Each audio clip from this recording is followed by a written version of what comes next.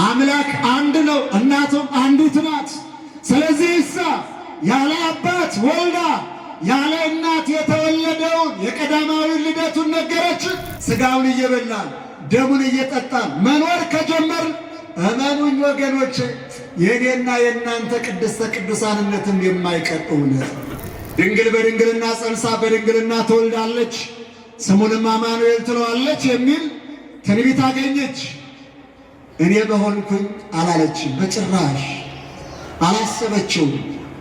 ከዘመኗ ደርሼ እንደ ዘመኗ አነጋገር ውሃ ቀድቼ እንጨት ሰብሬ ወጥቼ ወርጄ ባገለገልኳት ከዘመኗ ባደረሰችን ልጆች የቅዱሳን ወዳጆች የዚች አንዲት ቅድስት ቤተ ክርስቲያን ፈጥኖ ደራሾች የተዋሕዶ ፍሬዎች አባቶች፣ እናቶች፣ ወንድሞችና እህቶች በዚህ የተወደደ ሰዓት በተመረጠችው በቤተ መቅደሱ ዙሪያ የከተማችሁ የድምፅ የሚሰማችሁ ለምስጋና የታደላችሁ ኦርቶዶክሳውያን ሁላችሁ አንድ አምላክ በሚሆን በአብ በወልድ በመንፈስ ቅዱስ እንደምን ዋላችሁ?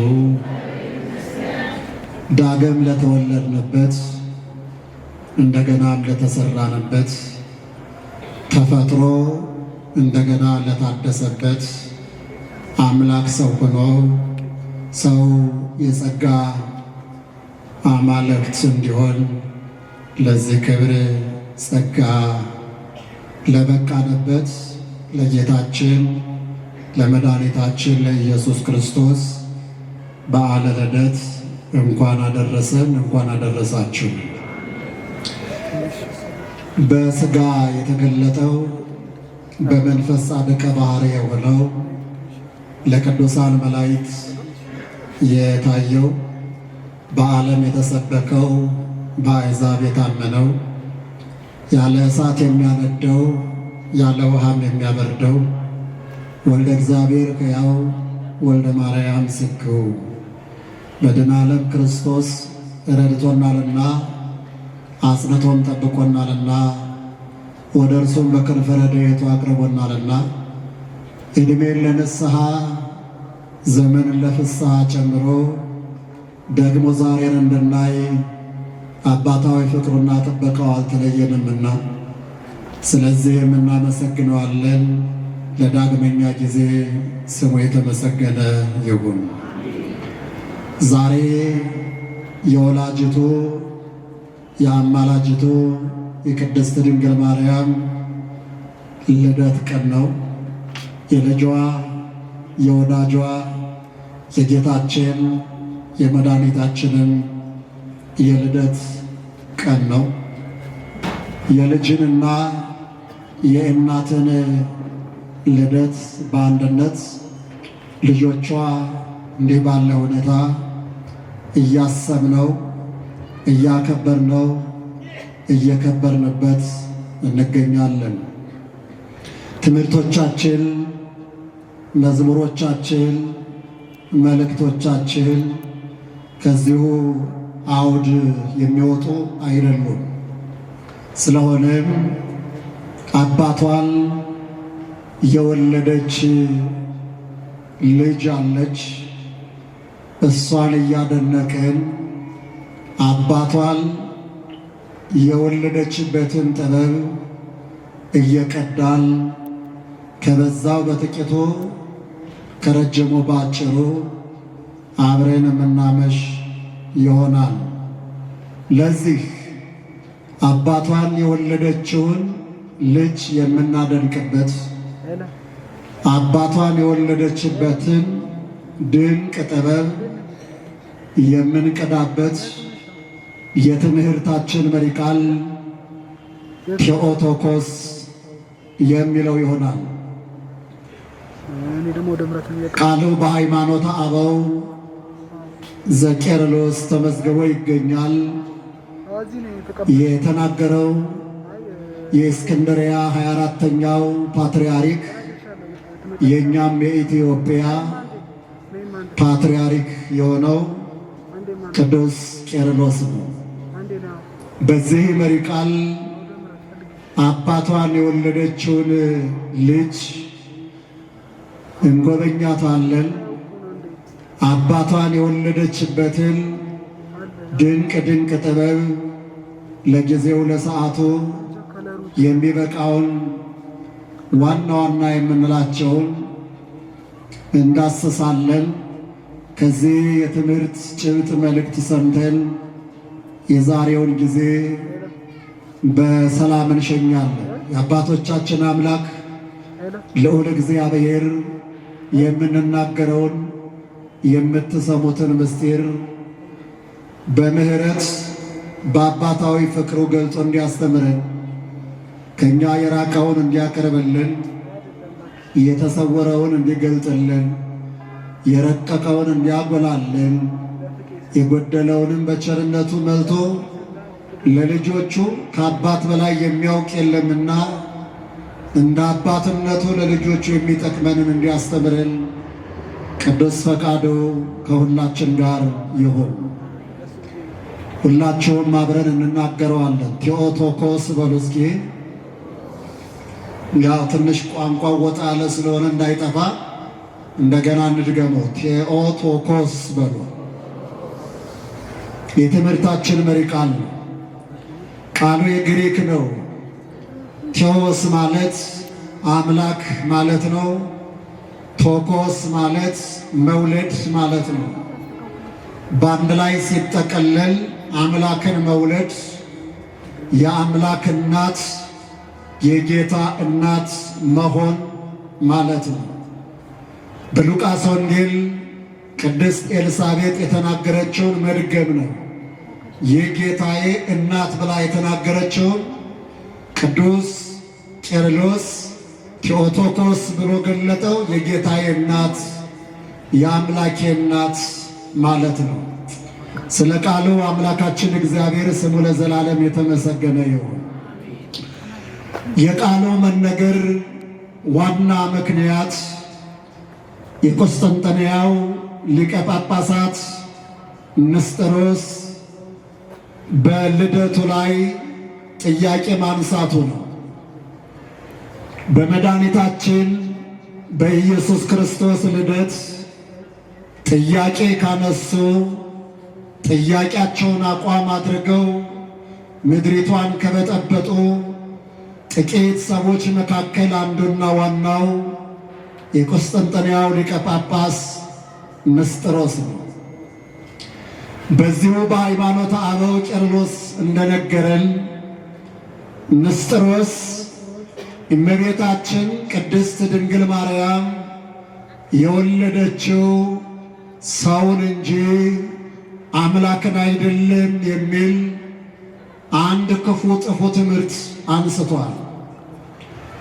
ምክንያት ሲጠቅስ አንዲት የ15 ዓመት ብላቴና ሰማይና ምድር የማይችሉትን ለዓለም ሁሉ ራሱ ዓለም የሆነውን ጌታ ሰማይና ምድር እፈርስ እፈርስ የሚሉለትን እንዴት ልትወልደው ትችላለች ብሎ በጠባቡ አእምሮ ልክ አጥብቦ በማስፈቱ በትንሹ አእምሮ ልክ አሳንሶ በማየቱ ለእግዚአብሔር ላድርገው ብሎ ካሰበ ምንም ነገር ከማድረግ የሚከለክለው ነገር እንደሌለ በራሱ ውሱንነት ልክ ወስኖ በማሰቡ የተነሳ የምንፍቅና ጥያቄ።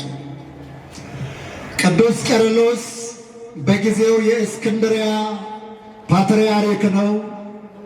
በነገረ ሥጋዌ ጥልቅ ያለ እውቀት፣ መሰረት ያለው እውቀት፣ ቅድስና ያጀበው እውቀት፣ በንጽህና የተሞላ እውቀት፣ በእምነት የተዋበ እውቀት ካላቸው ምሁራን አንዱ ቅዱስ ቄርሎስ ነው።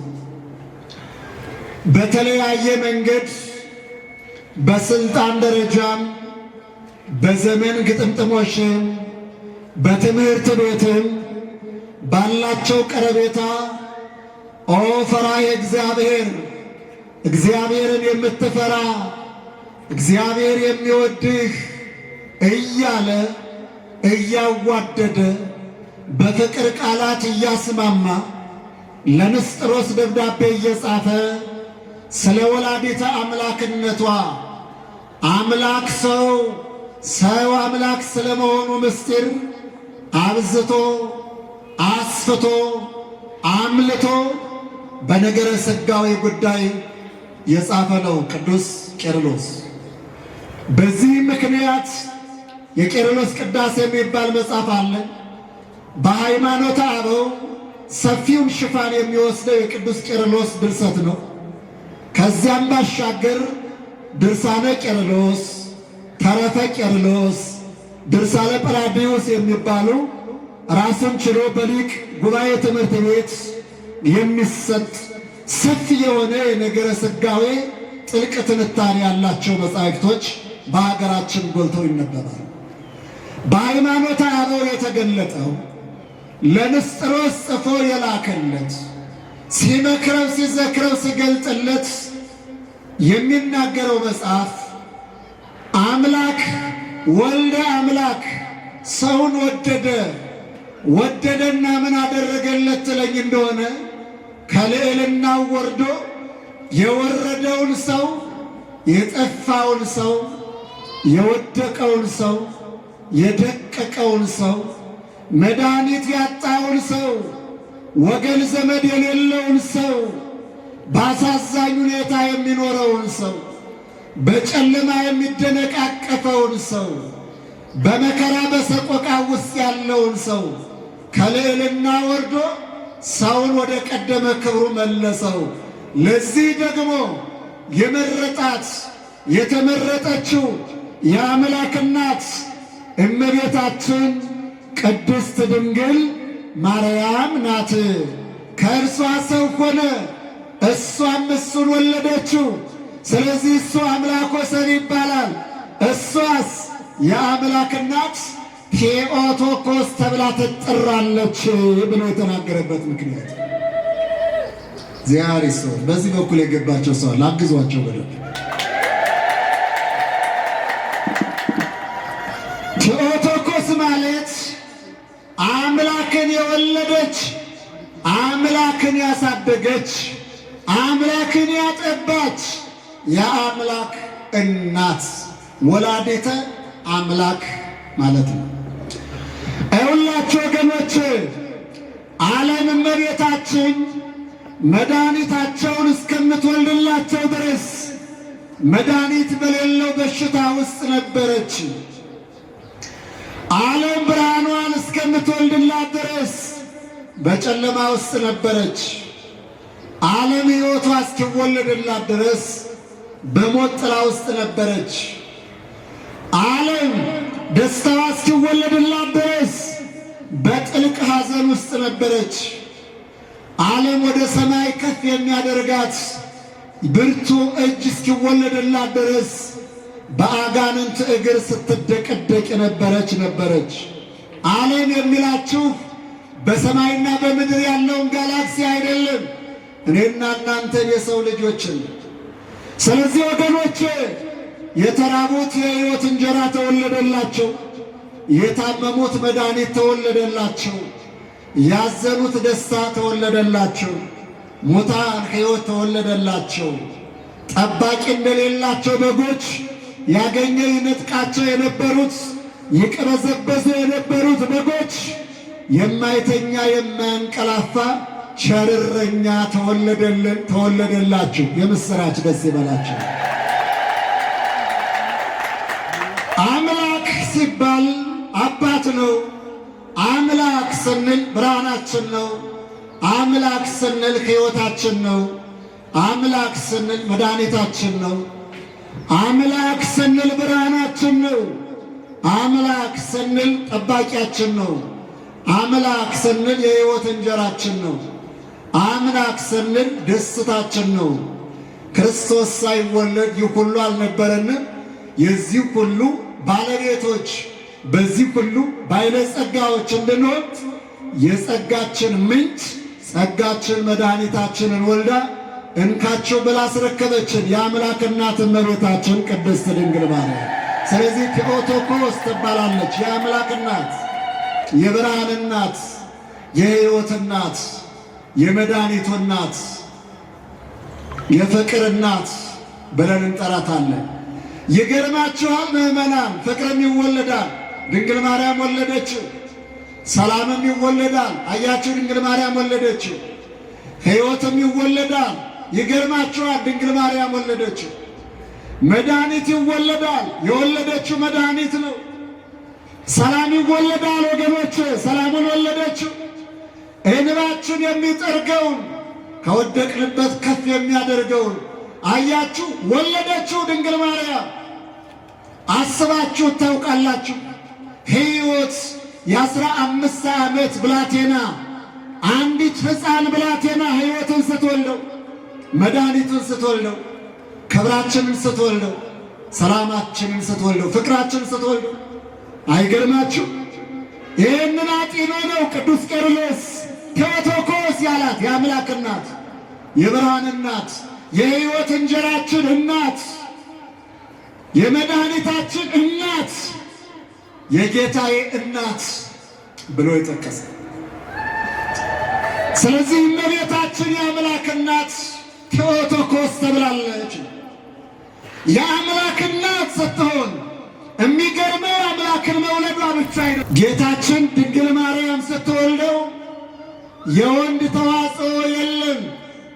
ያለ ወንድ ዘር ዘእንበለ ዘርአ ብእሲ፣ ያለ ወንድ ዘር ያለ ወንድ አስፈላጊነት ከእናትነት ብቻ መድኃኒታችን ወለደች። አይገርምም? እመቤታችን ቅድስት ድንግል ማርያም ብቻ ናት በዚህ የምታልፈው። ለምን? ያለ ወንድ ዘር ሰው ይወለዳል ወይ? አይችልም። ያለ ወንድ ዘር የተወለደው ማን ቢሆን ነው? ጌታ። ስለዚህ እሷ ማናት? የአምላክ እናት። ለዚህ ምልክቱ ምንድን ነው? ከተፈጥሮ ሕግ በላይ የሆነ የልደት ሥርዓት ማሳየት ነው። ይህ ብቻ አይደለም። የሚገርማችሁ ምዕመናን፣ ጌታን ወለደች ያለ ወንድ ዘር።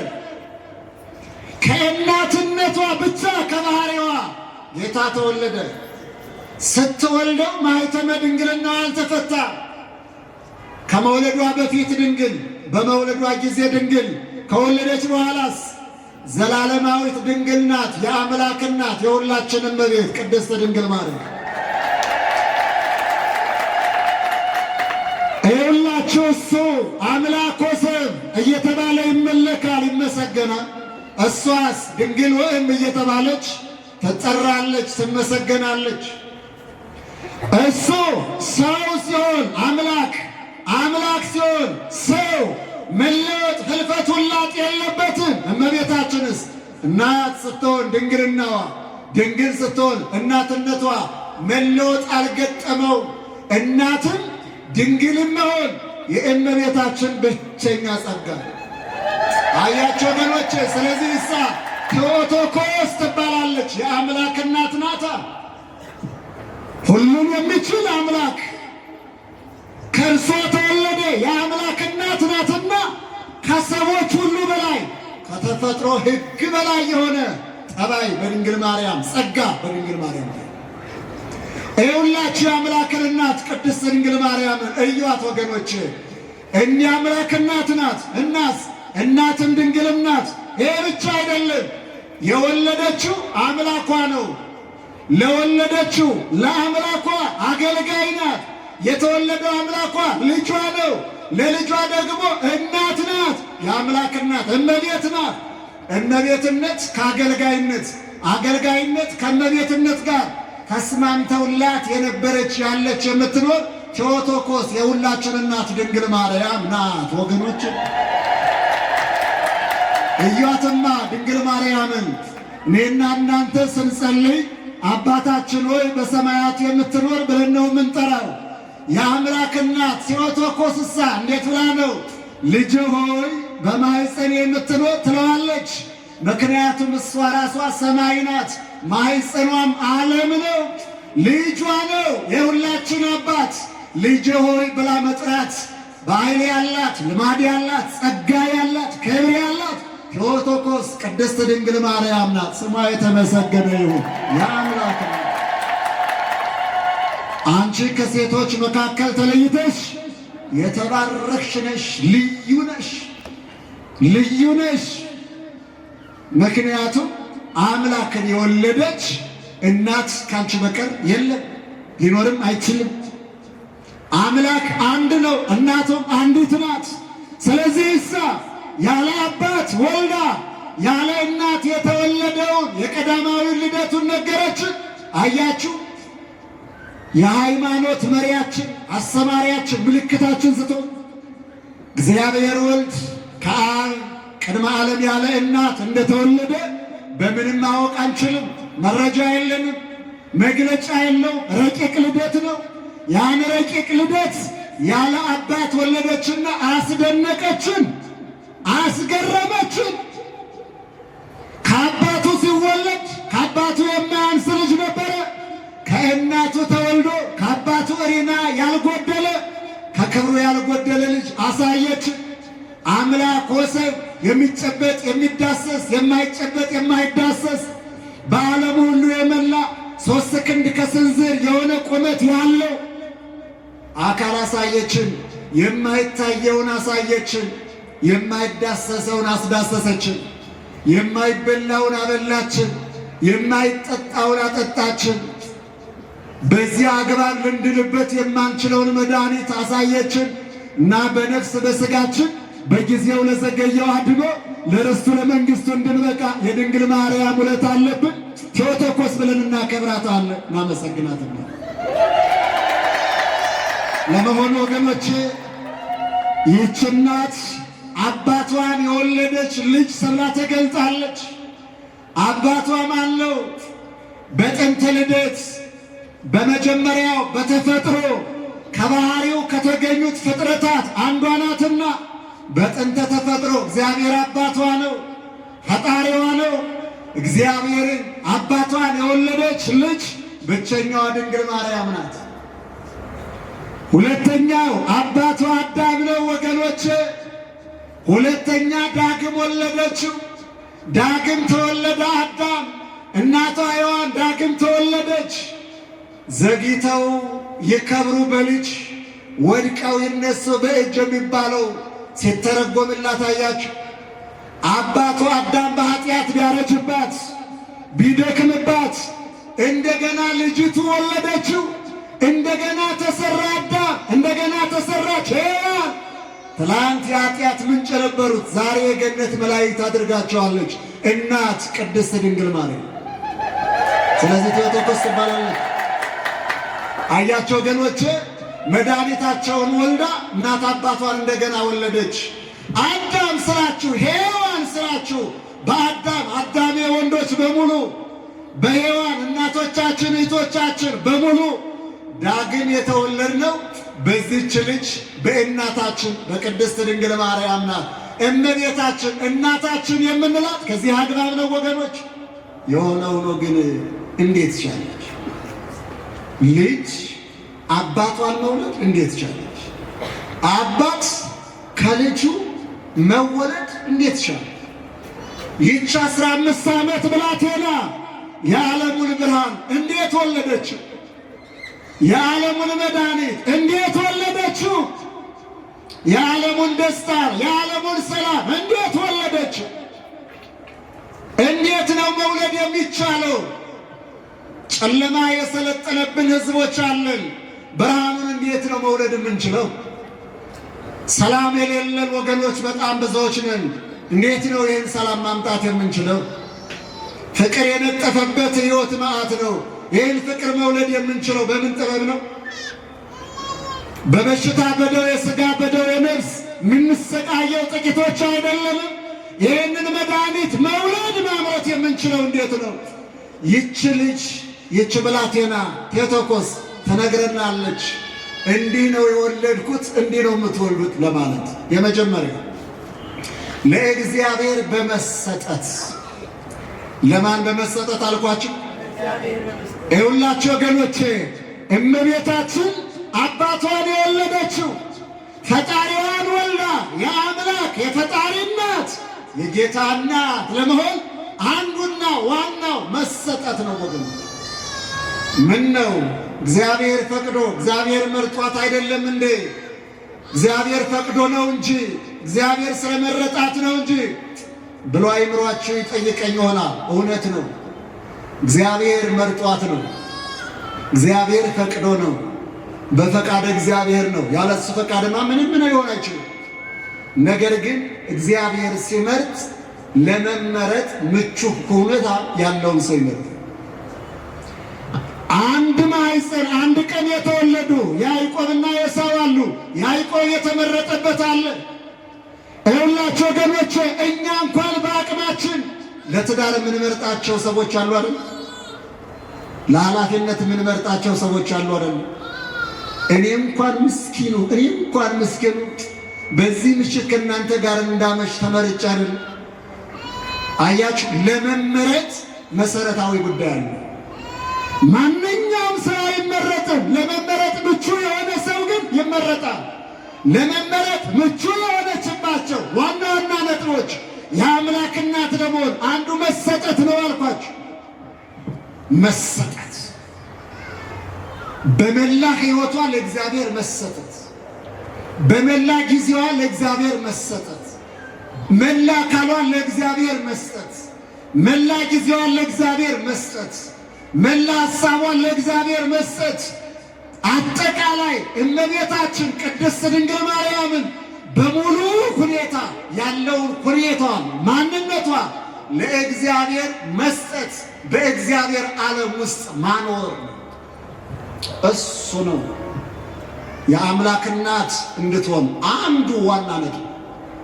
ታስታውሳላችሁ፣ ከእናት ከአባቷ ጋር የቆየች 3 ዓመት ብቻ። ከዚያስ በኋላ በ3 ዓመቷ አቅተው ወስደው ለእግዚአብሔር ሰጧት። ምን እያሉ ነው እነሱ ሲሰጧት? ነገረ ማርያም መጽሐፍ እንደሚነግረን ነያ እምከ እነዋት እናትህ ብለው ለእግዚአብሔር እናት እየሰጡት ነው። ለእግዚአብሔር ሰጧት። በእግዚአብሔር ቤት አደገች፣ በእግዚአብሔር ቤት ኖረች። ለእግዚአብሔር የተሰጠችው ያቺ የእግዚአብሔር መባ፣ የእግዚአብሔር ስጦታ፣ የእግዚአብሔር ጸጋ ድንግል ማርያም የአምላክ እናት ሆና ለዓለም ተሰጠች። ክብር ምስጋና ይግባው እግዚአብሔር። አያችሁ፣ ብርሃኑን የወለደችው ለእግዚአብሔር ተሰጥታ ነው። መድኃኒቱን የወለደችው ለእግዚአብሔር ተሰጥታ ነው። ለእግዚአብሔር ተሰጠች። እግዚአብሔርን ወልዳ ለዓለም ሰጠች። ለእግዚአብሔር መሰጠት ነው። ይሄ ብቻ አይደለም።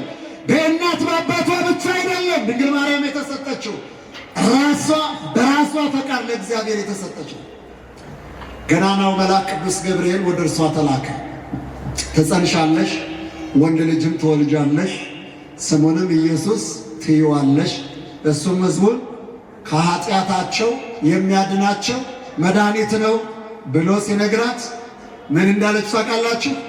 እንዘ ኢየአምር ብእሴ፣ ወንድ ስለማላውቅ እንዴት ሊሆን ይችላል ያለችው።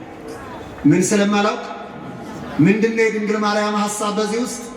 ድንግል ሆኖ መኖር፣ ለእግዚአብሔር ተሰጥቶ መኖር፣ በዓለም ጣጣ ተተብትቦ አለመኖር፣ ከዓለም ሐሳብ ተለይቶ ዓለሙን ራሱን እግዚአብሔርን አድርጎ በእግዚአብሔር ሐሳብ ብቻ መመላለስ።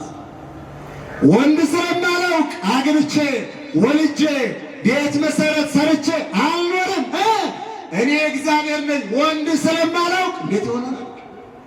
የእግዚአብሔር ሐሳብ ከዚች ንጽሕት ለእግዚአብሔር ከተሰጠችው መወለድ ነው፣ መኖርናት። የእሷስ ለዘላለም ድንግል ሆኖ መኖር ነው። ሐሳቧን ፈጸመላት፣ ለእግዚአብሔር ተሰጥታለችና ራሱ እግዚአብሔር እሞ ረሰያ እናቱ አደረጋት። ስለዚህ ቴኦቶኮስ ተባለች ጥበብን። ውድ ወገኖቼ፣ አባታቸውን መውለድ የምትሹ በጣም የሚወለዱ አባቶች አሉን። እንደገና መወለድ የሚያስፈልጋቸው አባቶች አሉን። የ60 የ80 ዓመት ሽማግሌዎች ሆነው ገና እንደ ሕፃን አወለድ የሚያሳድዱ ማሳደድ የሚያምራቸው ሽማግሌዎች አሉ። እንደገና በጥበብ መወለድ በሃይማኖት መወለድ የሚያስፈልጋቸው አባቶች አሉ። እንደገና የሽምግልና መልካቸው እንዲመለስ ለአባትነታቸው ዋጋ እንዲሰጡ እንደገና መወለድ የሚያስፈልጋቸው አባቶች አሉን፣ እናቶች አሉን፣ አዳሞች አሉን፣ ሔዋኖች አሉን።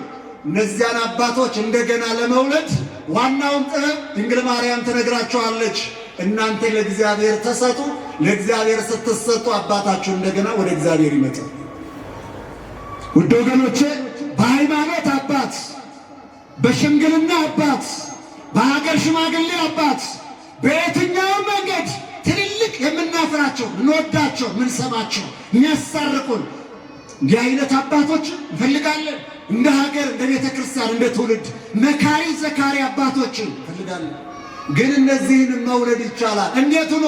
ለእግዚአብሔር በመሰጠት ለዓለም የሰጠነውን ልብ በመንሳት ከአመፃ በመራቅ ለሱስ የሰጠነውን፣ ለሶሻል ሚዲያ የሰጠነውን፣ ለአጉል ባህል የሰጠነውን፣ ለጎጅ ነገር አሳልፈን የሰጠውን እኛነታችንን ያባከነውን ሰብስበን ለእግዚአብሔር ብንሰጠው ባካችሁን ዓለም የማረከውን ሁሉ እግዚአብሔር ይቀበለናል።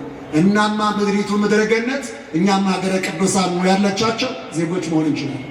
ድንግል ማርያም ለእግዚአብሔር መሰጠት እግዚአብሔርን ይሰጣል። እሷ ለእግዚአብሔር ተሰጠች፣ እግዚአብሔር ለእሷ ልጅ ሆኖ ተሰጣት ነው እያልኳቸው ያለሁት።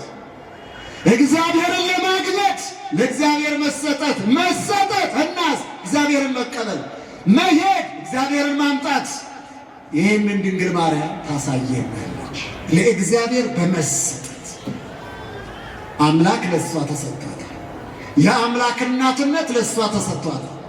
ድንግልም እናትም መሆን ለእሷ ተሰጥቷታል። እናትም እመቤትም መሆን ለእሷ ተሰጥቷታል። የጌታ እናት የብርሃን እናት ቴዎቶኮስ መባል ለእሷ ተሰጥቷታል። ለእግዚአብሔር የተሰጠ ይሄ ሹመት ሽልማት አለ ነው የምላችሁ። ሁለተኛው እመቤታችን አምላክን ለመውለድ የዓለምን ናፍቆት የዓለምን ስስት ወልዳ ለመስጠት ሁለተኛው ጥበብ ትህትና ነው። ትህትናዋ በጣም ቀላል ይመስላሉ። በጣም እዚህ ግባ የማይባሉ ይመስላሉ። ነገር ግን ያላቸው ጉልበት እግዚአብሔርን ልጅ እስከ ማድረግ ድረስ ነው። የእግዚአብሔር እናት እስከ ማድረግ ድረስ ነው። እናትም ድንግልም ከተፈጥሮ ሕግ በላይ ነው። ከተፈጥሮ ሕግ በላይ እስከ ማድረግ ድረስ ጉልበት አላቸው። ለእግዚአብሔር መሰጠት አንደኛው። ሁለተኛው ትህትና። ትህትና ታውቃላችሁ? መምህራኑ ሲናገሩ እግዚአብሔር ከከፍታ ይልቅ ትህትናን ይመርጣል። ድንግል ማርያም ከፍታን ሳይሆን ትህትናን ምርጫዋ፣ ትህትናን ጸጋዋ አደረገች። ስለዚህ እሱ የሚፈልገው ምርጫ ትህትና ነውና በትህትና ድንግል ማርያምን አገኘ። እዩማ ትህትናዋ። ትንቢተ ኢሳይያስን ስትመለከት ምዕራፍ 7 ቁጥር 14 ላይ ደረሰች። የእሷ ጉዳይ ነው። ድንግል በድንግልና ጸንሳ በድንግልና ትወልዳለች፣ ስሙንም አማኑኤል ትለዋለች የሚል ትንቢት አገኘች። እኔ በሆንኩኝ አላለችም፣ በጭራሽ አላሰበችው። ከዘመኗ ደርሼ እንደ ዘመኗ አነጋገር ውሃ ቀድቼ እንጨት ሰብሬ ወጥቼ ወርጄ ባገለገልኳት ከዘመኗ ባደረሰ አለች እንጂ ያችን ሴት ባደረገኝ አላለችም። አያችሁ ትህትና። ትህትና ማለት እኮ ራስን በዚህ ልክ መለካት፣ መስፈር፣ ማመላለስ ነው።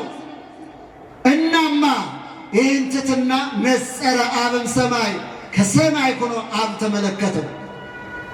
ያችን ትሕት እናት ለልጁ ሙሽራ አድርጎ አጫት። ልጁን ወዳጁን ጌታችን ኢየሱስ ክርስቶስን በትሕትና ሲገልጠው ወደ ትሕትና ባለቤት ወደ እመቤታችን ወደ ቅድስት ድንግል ማርያም መጣ።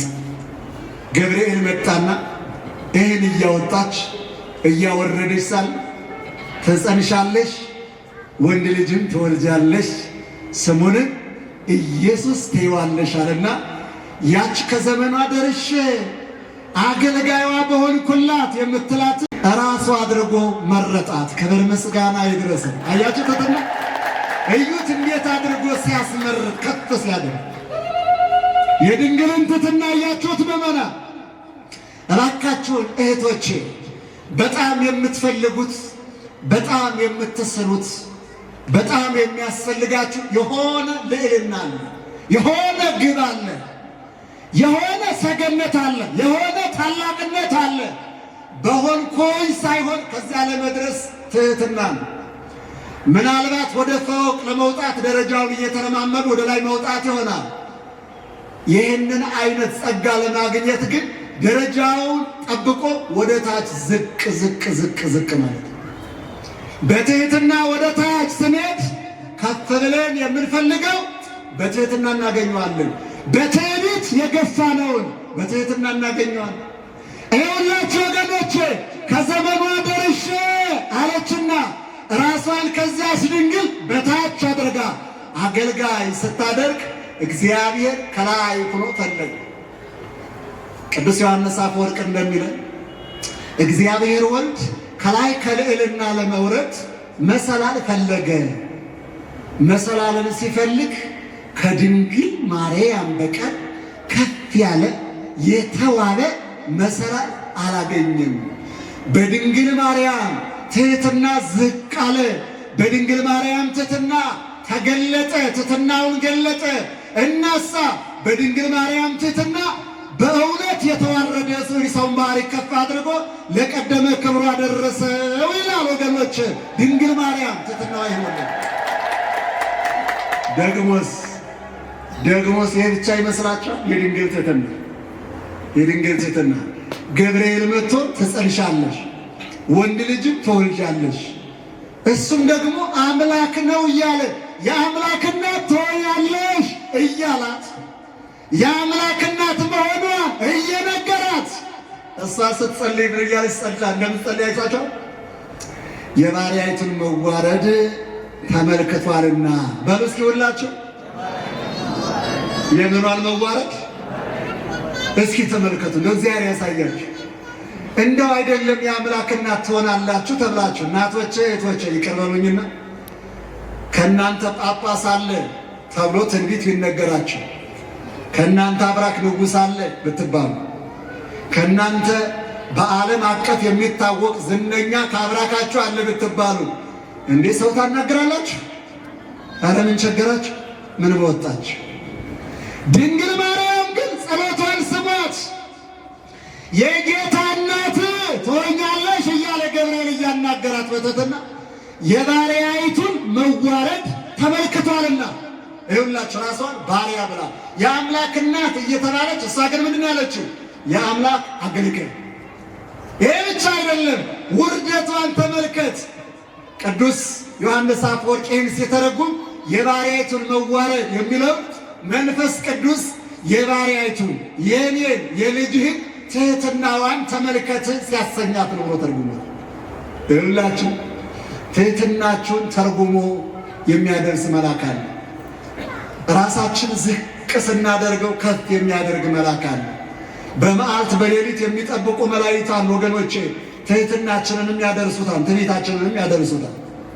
በእግዚአብሔር ዘንድ መዋረዳችንን፣ አፈር ላይ መውደቃችንን፣ አፈር ትቢያ መላሳችንን የሚያዘክሩ በእግዚአብሔር ፊት የሚቆሙ እነ ቅዱስ ገብርኤል አሉ። በእግዚአብሔር ፊት የሚቆመው እኔ ገብርኤል ነኝ እንደሚሉ ትሕትናዋን አያችሁ። ይህንን ትሕትናዋን ተመለከተ። መሰላል፣ የወርቅ መሰላል፣ የያዕቆብ መሰላል ያደረጋት በላይዋ ላይ የነበረው ንጉሥ መጣ። በዚያች ትሑት እናት የተዋረርነውን እኛን አገኘን እግዚአብሔር። ያቺ ትሑት እናት እኛንና እግዚአብሔርን፣ እኛንና መላእክትን፣ ሰማይንና ምድርን፣ ነፍስንና ሥጋ፣ ሕዝብና አሕዛብን ለማስታረቅ ለማገናኘት አንድ ለማድረግ የወርቅ መሰላል ሆና ተዘረጋችልን። ክብር ምስጋና ሰጥቷል። ቴዎቶኮስ የምንላት ከዚህ የተነሳ አያችሁ፣ ታላቅነትን የሚሻት እንዲህ ነው። ትሕትና ይሄ ነው ወገኖች፣ ትሕትናችን ነው። ትዕቢታችን ሰላምን አያመጣው። ከማናንሼ ፍቅራችን አያድሰው፣ እንባችን አያብሰው፣ መድኃኒታችን ያመርተው። እመኑን እንደ ድንግል ማርያም ትሕትናን ገንዘብ ካደረግን ይህንን የሚናቀውን ዓለም በአንድ ቀን ዝም ማድረግ እንችላለን። ጨለማውን በብርሃን መቀየር እንችላለን።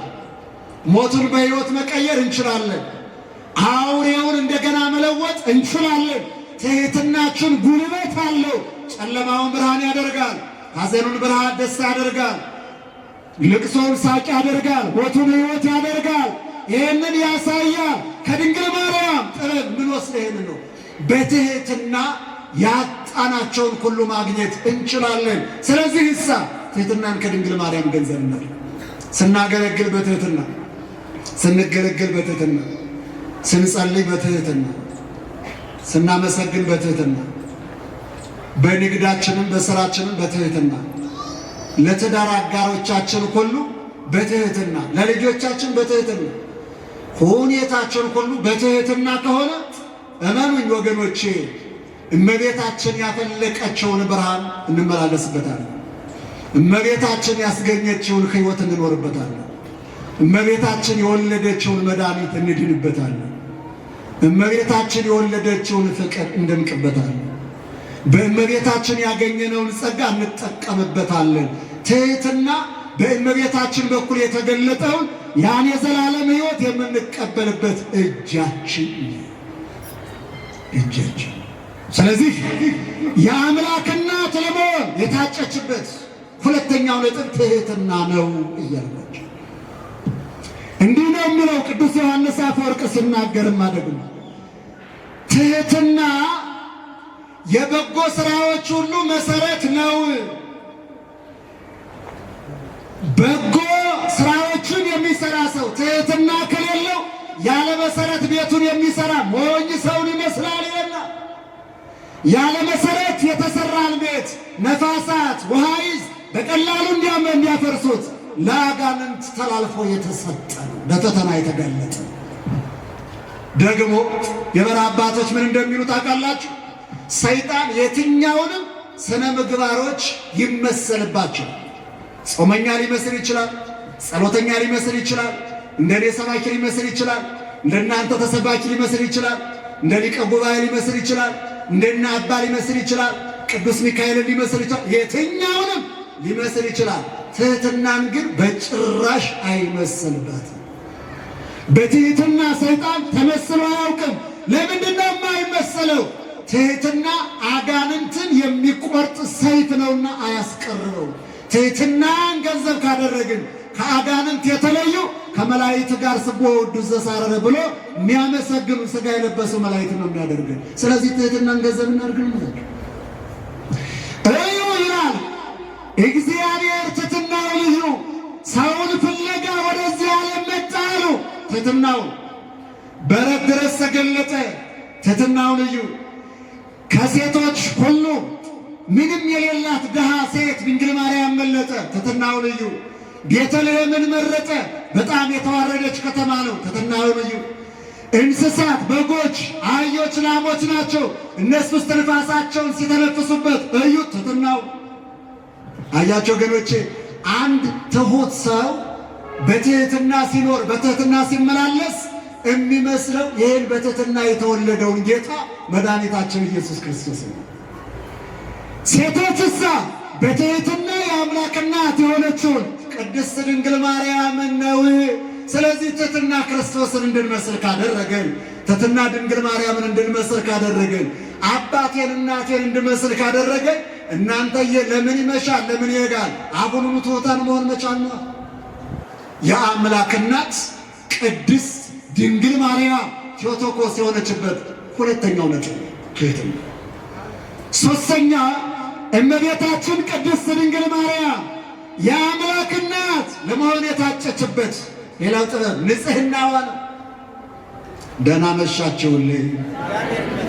ምኑ አልኳችሁ? ንጽሕናዋ። ንጽሕናዋን ሲገልጡ ብርሌ ንጹሕ ነው፣ ውሃ ንጹሕ ነው፣ ዕልቁ ንጹሕ ነው። ግን በአንድም በሌላ ጎስቁሎ ይታያል። ንጽሕናውን ሲያጣ ይታያል። ሰማይ ንጹሕ ነው። በመጽሐፍ ቅዱስ ግን ሰማይ በኔ ዘንድ ንጹሕ አይደለም ተብሏል። መላእክት ንጹሐን ናቸው። በቀደመው ዘመን ግን በፍትወት ወድቀው አጋንንት የሆኑት እነሱ ናቸው። የእመቤታችን ንጽሕና ግን በጣም ይለያል። በሥጋዋ ንጽሕት ናት፣ በነፍሷ ንጽሕት ናት፣ በሐሳቧ ንጽሕት ናት። በሥጋሽን በሐሳብሽን እግዚአብሔር ያሳያችሁ። በሥጋቸው ንጹሐን የሆኑ አሉ። የእመቤታችን ከዚያ ይለያል። በነፍሳቸው ንጹሐን የሆኑ አሉ። እመቤታችን ከዚያ ሁሉ ትበልጣለች። በሐሳባቸው በልቡናቸው ንጹሐን የሆኑ አሉ። ምን ማለት ነው? በንጽሐ ሥጋ በንጽሐ ነፍስ በንጽሐ ልቡና የተዋቡ በንጽሐ ልቡና ማዕረግ ያሉ ቅዱሳን አሉን እያልኳችሁ ነው። መላእክትን ላንሳ። አባ ሕርያቆስ እንደነገረ ወይስ ራሱ ጌታችን የተናገረውን እንጥቀስ? ልባቸው ንጹሕ የሆነላቸው ብፁዓን ናቸው እግዚአብሔርን ያዩታልና አለ። ማንን ያዩታልና? በማቴዎስ ወንጌል ምዕራፍ 5 ቁጥር 8 ላይ ይህን ቃል ታገኛል። ልባቸው ይህ ማለት ንጽሐ ልቡና ላይ የደረሱ ቅዱሳን ንጹሐን ብፁዓን ናቸው እግዚአብሔርን ያዩታልና። በደንብ ስሙ፣ ያዩታልና። አባ ሕርያቆስ ነቢያት ልቡናቸው ንጹሕ በማድረግ እግዚአብሔርን አይተውታል፣ እግዚአብሔርም አይቷቸዋል፣ እግዚአብሔር ጋር ፊት ለፊት ተያይተዋል አሉ። ቅዱሳን መላእክትን ጭምር ልባቸው ንጹሕ ቢሆን እግዚአብሔርን ማየትን የተቻለው። የእመቤታችን የልቧ ንጽሕና ግን ይለያል። እግዚአብሔርን ማየት ሳይሆን እግዚአብሔርን ወልዶ የእግዚአብሔር እናት መሆን ተችሏልና ክብር ምስጋና ይድረሳል። የሁላችን ንጽሕና እግዚአብሔር በሌልና ሁኖ ነጸረ አብ እምሰማይ ወይረከበ ዘከማኪ ንጹሐ። አብ ከሰማይ ሁኖ ፈለገ፣ ንጽሕናን ገንዘብ ያደረገ ፈለገ። ከድንግል ማርያም በቀር በንጽሐ ሥጋ በንጽሐ ነፍስ በንጽሐ ልቦና የተዋበ አልተገኘም። ስለዚህ እሳ ወሶበሬ ንጽሕናኪ ንጽሕናሽን ባየ ጊዜ ፈነወ ወልዶ ልጁን ላከ ወተሰራ እምኔኪ ከአንቺ ሰው ሆነ። ስለዚህ እሳ ቴዎቶኮስ የአምላክ እናት ቅድስት ድንግል ማርያም ሆነች። ንጽሕና ለያችሁ።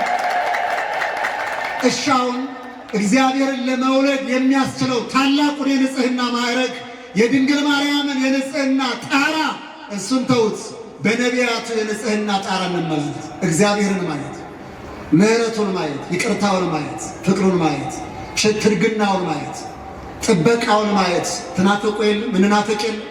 ይቺ ሀገር በጣም ሰላም ሆና ማየት፣ ቤተ ክርስቲያኗ እንደ ቀድሞ እንደ ጥንቱ ታፍራ ተከብራ ማየት፣ የሰው ልጅ በሰውነቱ ብቻ ተከብሮ ተወዶ ሲኖር ማየት፣ በነፃነት መውጣት መግባት መመላለስ፣ ሰርቶ መብላት ወጥቶ መግባት፣ ከስጋት ቀጠና ነፃ መውጣት የሁላችን ናፍቆት አይደለም? ይህንን ግን ከሰማይ እንደ እስራኤል ዳቦ አትጠብቁት።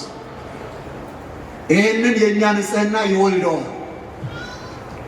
እኛ ስጋችንን ከኃጢአት ነፍሳችንን ከበደል ከአመፃ ልባችንን ከቂም ከበቀል ንጹሕ ካደረግነው እመኑኝ ወገኖቼ ያንን የምንሻውን የምንጠብቀውን ያድርግልን እያል በአፋችን የምንመኘው በልባችን በውስጣችን ልንወልደው እንችላለን። ሊቁን ላካፍላችሁ። ሰው በሥጋው ንጹሕ ቢሆን አለ በሥጋው ከዝሙት ከርኩሰት ንጹሕ ቢሆን በሕይወቱ በጤናው ደስተኛ ይሆናል።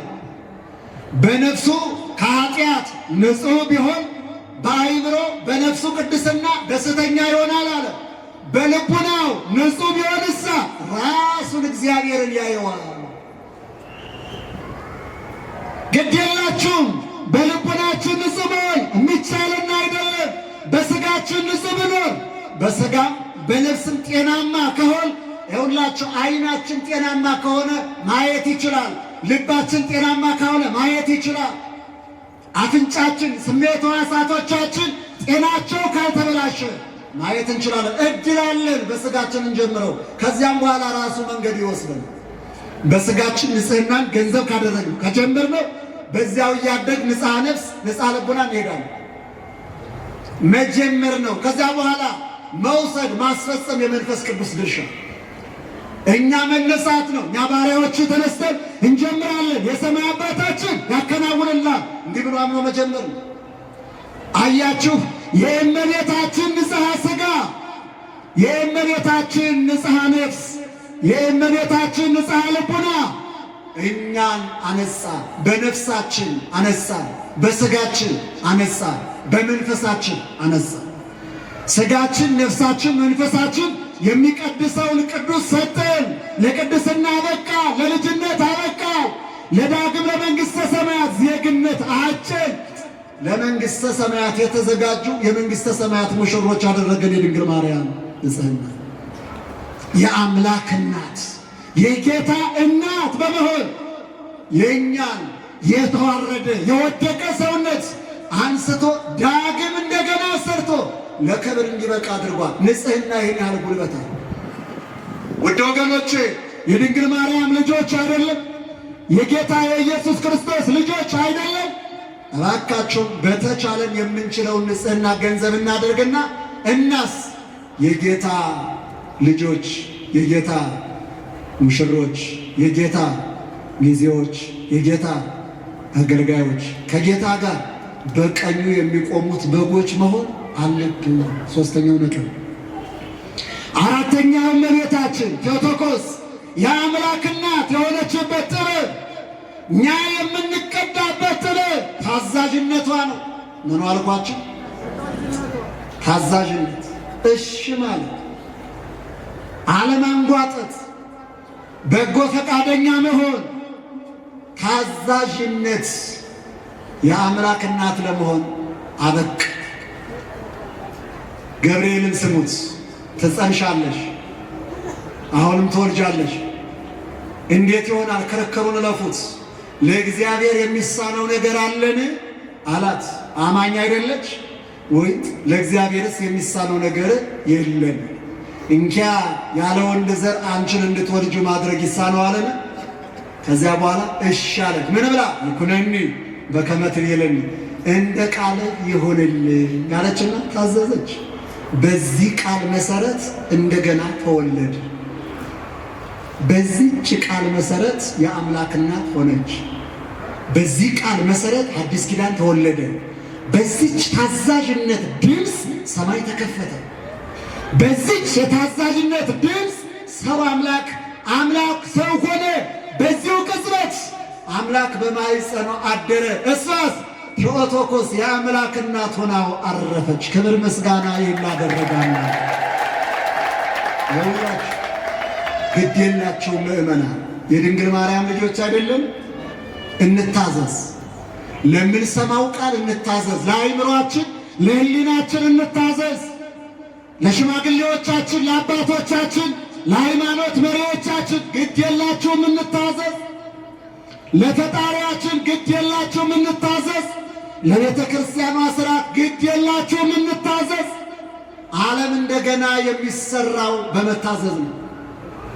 እመኑኝ ወገኖች፣ ይችን ሀገር በአንድ ዓመት ተአምር በሚመስል መንገድ መለወጥ እንችላለን። መታዘዝ ከቻለ አድርግ እሺ፣ አታድርግ እሺ ከሆነ መታዘዛችን እሳቱን ያበርዳል። መታዘዛችን መዓቱን ያስወግዳል። መታዘዛችን ለማንጠብቀው መሸከም እስኪያቅተን ድረስ ለታላቁ ሰገነት ለክብር ያበቃል። ዓለም እንደገና የተሰራው በዚህ ቃል ነው። አምላክ ሰው የሆነ መታዘዝ።